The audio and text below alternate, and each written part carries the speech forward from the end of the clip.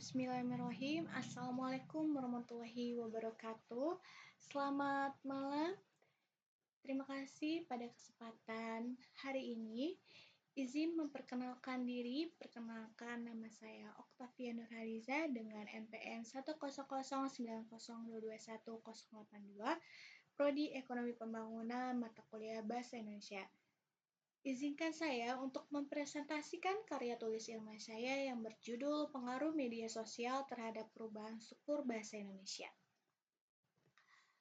Di slide berikutnya terdapat daftar isi yang berisikan abstrak, pendahuluan, landasan teori, serta metode penelitian. Pembahasan yang terakhir adalah penutupan. Di dalam abstrak kali ini yaitu perkembangan teknologi komunikasi sangat mempengaruhi aktivitas di semua sosial media. Karena bahasa adalah arbiter, mereka berkembang dengan cepat dengan seiring perkembangan zaman. Apalagi dengan adanya media sosial, perkembangan bahasa dalam strukturnya pun dapat berubah-ubah dengan sangat cepat. Di slide pendahuluan, selain itu, fenomena ini berdampak pada bahasa Indonesia sebagai bahasa nasional. Media sosial telah membantu menyebarkan kosakata baru yang berasal dari istilah asli, singkatan, akronim, hingga bentuk ekspresi yang lebih inovatif. Selain itu, generasi muda sering menggunakan struktur kalimat yang lebih sederhana dan menyimpang dari tata bahasa formal saat berinteraksi di media sosial. Dengan demikian, kelestarian bahasa Indonesia menghadapi tantangan baru.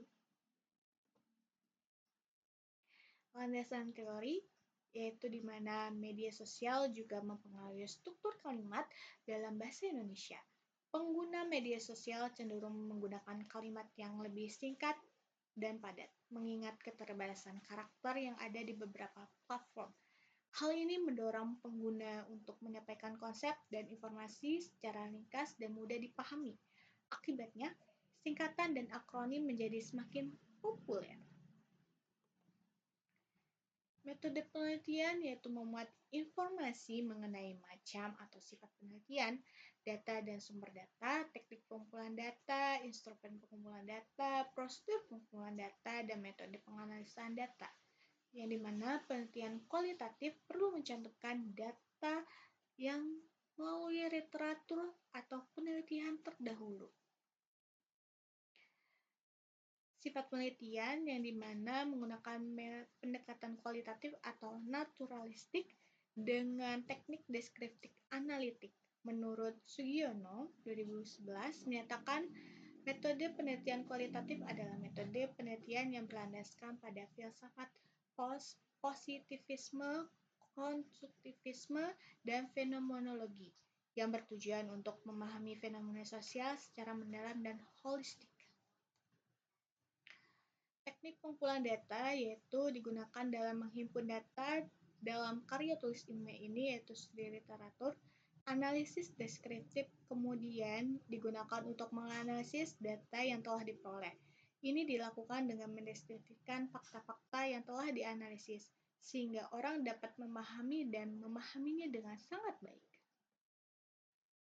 Pembahasan dalam penelitian kali ini akan dibahas tentang pengaruh media sosial terhadap perubahan struktur bahasa Indonesia berdasarkan dibagi menjadi 3. Yang pertama ada prinsip retorika tekstual yang dimana data struktur bahasa terdiri dari 1030 kalimat dalam 50 karangan. Hasil menunjukkan bahwa berdasarkan analisis struktur bahasa berdasarkan prinsip retorika tekstualnya, prinsip kejelasan mencapai tingkat yang paling tinggi yaitu sekitar 149,2%. Dan prinsip ekspresivitas mencapai tingkat yang paling rendah yaitu sekitar 25,7%. Yang kedua adalah struktur bahasa berdasarkan aspek kebahasaan karangan. Dalam karangan, aspek kebahasaan hanya terbatas pada struktur kalimat yang didasarkan pada jumlah pola kalimat, fungsi unsur kalimat, ragam bahasa yang digunakan, ejaan, serta diksi. Analisis struktur bahasa berdasarkan aspek kebahasaan menghasilkan jumlah pola kalimat dengan reratan mencapai 150,4%. Yang terakhir adalah gaya komunikasi yang juga dapat disesuaikan dengan respon yang diharapkan atau situasi yang sedang dihadapi. Jika gaya komunikasi dapat disesuaikan dengan situasi, maka banyak hal yang dapat mempengaruhi keberhasilan komunikasi.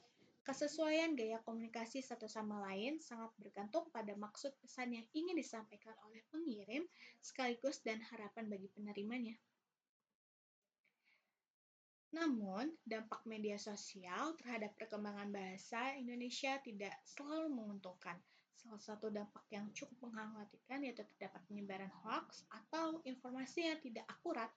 Perubahan struktur kalimat adalah salah satu efek utama dari penggunaan bahasa informal di media sosial. Pengguna media sosial cenderung menyederhanakan kalimat mereka. Misalnya, frase "saya tidak tahu" sering diubah menjadi "gak tahu" atau bahkan "getek".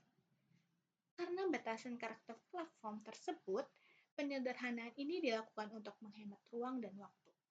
Namun, makna asli dapat diabur oleh perubahan ini, yang mengurangi kejelasan komunikasi. Dalam jangka panjang, penyederhanaan struktur kalimat ini dapat menyebabkan kebiasaan berbahasa yang tidak sesuai dengan tata bahasa yang baik dan benar.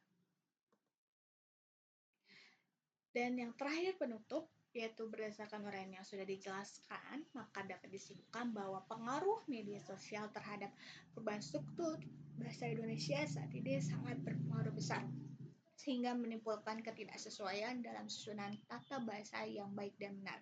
Dikarenakan zaman sekarang media sosial sudah terlalu canggih, sehingga membuat masyarakat juga harus sepenuhnya beralih, begitupun juga dengan tata bahasa yang kian berubah dan tidak sesuai dengan kaidahnya. Demikian presentasi yang dapat saya lakukan, kurang lebihnya mohon maaf. Billahi taufiq wa hidayah. Wassalamualaikum warahmatullahi wabarakatuh.